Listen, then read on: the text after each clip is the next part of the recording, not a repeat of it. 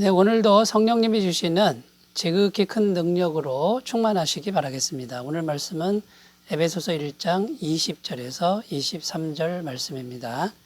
그의 능력이 그리스도 안에서 역사하사 죽은 자들 가운데서 다시 살리시고 하늘에서 자기의 오른편에 앉히사 모든 통치와 권세와 능력과 주권과 이 세상뿐 아니라 오는 세상에 일컫는 모든 이름 위에 뛰어나게 하시고 또 만물을 그의 발 아래에 복종하게 하시고 그를 만물 위에 교회의 머리로 삼으셨느니라. 교회는 그의 몸이니 만물 안에서 만물을 충만하게 하시는 이의 충만함이니라. 아멘. 오늘 말씀 20절에 보면 그의 능력이 그리스도 안에서 역사하사, 자, 이렇게 기록합니다. 그의 능력 이렇게 표현하는데 하나님의 능력을 말합니다. 곧 구체적으로는 성령님의 능력을 의미하는 것이죠. 자, 어제 말씀에서 바울은 에베소 교인들을 위해 계속 기도하는데, 기도하는 이유가 뭐냐면 세 가지 영적인 실체를 잘 알았으면 좋겠다 하는 마음으로 기도한다고 말했습니다. 그 세 가지가 뭐냐면 부르심의 소망, 두 번째는 기업의 영광의 풍성함, 그리고 세 번째는 우리에게 베푸신 능력의 지극히 크심. 이 세 가지인데 이제 오늘 본문 말씀은 뭐냐면 세 번째 것, 곧 하나님의 능력, 성령님의 능력에 대해서 더 설명하고 있는 그런 내용이 되겠습니다. 왜 이 하나님의 능력을 더 설명하고 있는 것일까요? 지금 오늘이라는 시간, 바로 지금 이 성령님의 능력이 이미 우리에게 와 있기 때문입니다. 이것은 지식적 개념이 아니라 실제적 능력이라는 것이죠. 그래서 이 능력이 지금 우리와 함께 하고 있기 때문에 이 하나님의 능력을 잘 알고 또 깨닫고 실제로 소유하고 또 누리는 그런 삶을 살기를 원하는 바울의 마음이 담겨 있다고 보아야 할 것입니다. 지금 에베소 교회뿐만 아니라 이때 당시에 많은 교회들이 환난과 핍박 가운데 있었습니다. 환난과 핍박 가운데 있었지만 이 하나님의 지극히 큰 능력, 곧 성령님이 주시는 실제적인 능력이 항상 있었습니다. 이 능력을 알게 되면 어떻게 될까요? 이런 환난과 핍박, 어려움을 인내하고 극복할 수 있는 그런 내면의 힘이 성도들에게 생기는 것이죠. 이것이 지금 바울이 간절히 원하는 이제 그런 내용이 되겠습니다. 그래서 이 하나님의 능력에 대해서 지금 말씀하고 있는데 오늘 본문 말씀을 통해서 이 하나님의 능력은 구체적으로 어떠한 것인지를 살펴보겠습니다. 첫 번째는 이 하나님의 지극히 큰 능력은 그리스도 안에서 역사한다라는 것입니다. 20절, 21절을 다시 읽겠습니다. 그의 능력이 그리스도 안에서 역사하사 죽은 자들 가운데서 다시 살리시고 하늘에서 자기 오른편에 앉히사 모든 통치와 권세와 능력과 주권과 이 세상뿐 아니라 오는 세상에 일컫는 모든 이름 위에 뛰어나게 하시고, 자, 그의 능력이 그리스도 안에서 역사하사 이렇게 지금 시작하고 있죠. 자, 성령님의 능력, 곧 하나님의 지극히 큰 능력은 그리스도 안에서만 역사하신다라고 지금 말씀하고 있는 것입니다. 자, 그리스도 안에서 역사한 그 능력이 다양하게 나타나는데 이 그리스도를 보면은 십자가에 못 박혀 죽으셨다가 다시 살아나셨죠. 부활의 능력, 그리고 하늘에 승천하셨습니다. 그리고 온 세상을 통치하시고 그 그리스도의 이름이 모든 이름 위에 뛰어난 이름이 되신 것이죠. 이것이 전부 성령님의 능력으로 되는 겁니다. 그런데 이 성령님의 능력은 그리스도 안에서만 역사한다 이런 것이고요. 그리스도를 위해서만 성령님은 역사하신다 이런 의미도 된다라는 것입니다. 그러니까 그리스도를 벗어나서 그리스도의 뜻을 벗어나서 성령님의 역사하심은 없다고 봐야 된다라는 것이죠. 그래서 이 온 세상을 창조하는 것, 여러분 온천지 만물을 하나님이 창조하시지 않았습니까? 그리고 실제로 이 만물을 만드신 분이 성령님인데 이 성령님이요 그냥 하신 게 아니고 그리스도 안에서 천지를 창조하셨다라는 것입니다. 요한복음 1장 1절에서 3절 말씀을 보면 태초에 말씀이 계시니라 이 말씀이 하나님과 함께 계셨으니 이 말씀은 곧 하나님이시니라 그가 태초에 하나님과 함께 계셨고 만물이 그로 말미암아 지은 바 되었으니 지은 것이 하나도 그가 없이는 된 것이 없느니라. 여기 태초에 계신 말씀은 예수님을 의미하죠. 그 예수님이 말씀으로 계셨는데 말씀이 천지를 창조하셨습니다. 그래서 말씀대로 성령님이 실제적으로 만드신 것이죠. 그러니까 성령님은 말씀을 벗어나서 역사하지 않는다라는 겁니다.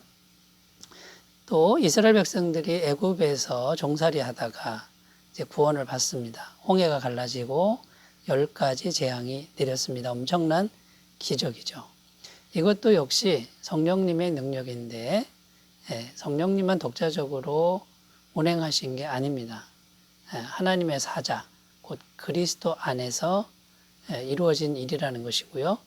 이 애굽에서 구원받는 이 이스라엘의 역사는 오늘날 우리가 죄로부터 구원받고 하나님의 자녀가 되고 영생을 얻어 천국에 가는 이것을 비유하는 것이죠.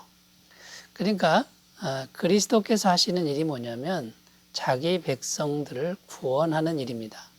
이 구원을 위해서 어떠한 기적과 어떠한 능력도 마음껏 베푸시는 것이 이제 그리스도의 뜻이고요. 이 그리스도 안에서 성령님은 엄청난 능력으로 실제적으로 역사하신다라는 것입니다. 자, 예수님이 부활하시고 그 다음에 승천하시고 온 세상을 통치하시는 이 모든 것이 사실은 우리의 구원과 관련이 있습니다. 예수님이 부활하셨으니 우리도 부활합니다. 죄와 사망 권세를 이기고 부활하고 예수님이 하늘에 오르셔서 통치하시니 우리도 그렇게 될 것입니다. 이것이 전부 우리들 성도들의 구원을 완성하는 그런 일이라는 거죠. 그러면 성령님은 그리스도 안에서 얼마든지 역사한다라는 것입니다. 자, 그러면 여러분 우리가 할 일은 무엇입니까? 지혜가 무엇입니까?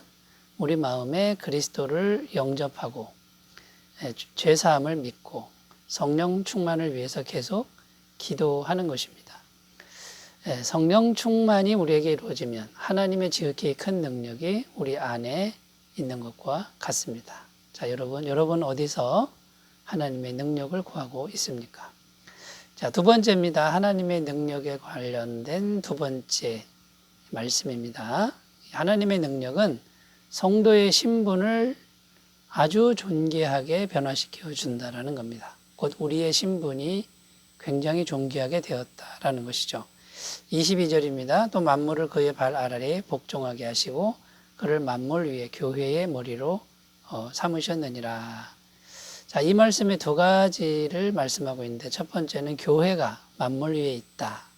자, 이런 정보를 주고 있고요. 그런데 교회의 머리가 그리스도다. 이렇게 지금 말씀하고 있는 것이죠. 자, 세상보다 크신 예수님이 지금 우리 안에 계십니다. 우리 안에 영접해서 우리 안에 계시죠. 그러니까 우리의 신분은 예수님이 세상보다 크니 우리도 만물 위에 있다라는 겁니다. 그러니까 성도의 신분은 만물 위에 있다라는 것을 우리가 굳게 믿어야 될 줄로 믿습니다. 마태복음 16장 18절입니다. 또 내가 내게 이르노니 너는 베드로라. 내가 이 반석 위에 내 교회를 세우리니 음부의 권세가 이기지 못하리라. 여러분, 성도의 신분은 음부의 권세도 이긴다라는 것입니다. 고린도전서 6장 2절 3절입니다. 성도가 세상을 판단할 것을 너희가 알지 못하느냐? 세상도 너희에게 판단을 받겠거든 지극히 작은 일 판단하기를 감당하지 못하겠느냐? 우리가 천사를 판단할 것을 너희가 알지 못하느냐? 그러하거든 하물며 세상 일이랴. 성도의 신분은 세상을 판단하고 천사까지도 판단한다. 그만큼 높다라는 것이죠. 자, 이 귀한 신분은 우리가 잘나서 얻은 게 아니고 예수님을 믿기 때문입니다. 예수님을 마음에 모셨기 때문이죠. 요한복음 16장 33절 이것을 너희에게 이르는 것은 너희로 내 안에서 평안을 누리게 하려 함이라. 세상에서는 너희가 환난을 당하나 담대하라. 내가 세상을 이기었노라. 세상을 이기신 분을 마음에 모시니 우리가 존귀한 신분이 되었다라는 것입니다. 여러분, 이 진리의 말씀 안에서 담대한 믿음을 가지셨으면 좋겠습니다. 자, 세 번째입니다. 세 번째, 하나님의 능력이 교회 안에 예수님의 충만으로 가득하게 하신다. 이런 진리를 우리에게 말씀해 주고 있습니다. 교회 안에 예수님의 충만을 가져다 준다라는 거예요. 하나님의 능력이 23절입니다. 교회는 그의 몸이니 만물 안에서 만물을 충만하게 하시는 이의 충만함이니라. 자, 충만하게 하신다 이 말의 의미는 완성한다, 완성하게 하신다 이런 의미가 있습니다. 자, 완성한다 이 말은 부족함이 전혀 없이 채워진다 이런 의미가 있는 것이죠. 자, 이 말의 의미는 뭐냐면 예수님의 충만으로 교회를 채운다 이런 의미가 되는데 오해하지 않았으면 좋겠습니다. 예수님의 충만으로 채운다 할 때 예수님이 하늘에서 멀리서 예수님의 어떤 것을 물질을 던져주는 그런 그림이 아니라는 겁니다. 예수님 자체가 그분 자체가 우리에게 영으로 임재하시는 사건을 의미한다라는 것이요. 예수님이 직접 오시는 겁니다. 일단은 성도들 마음 안에 오셔야 됩니다. 인격적인 교제를 통해서 믿음을 통해서 오시는 것이죠.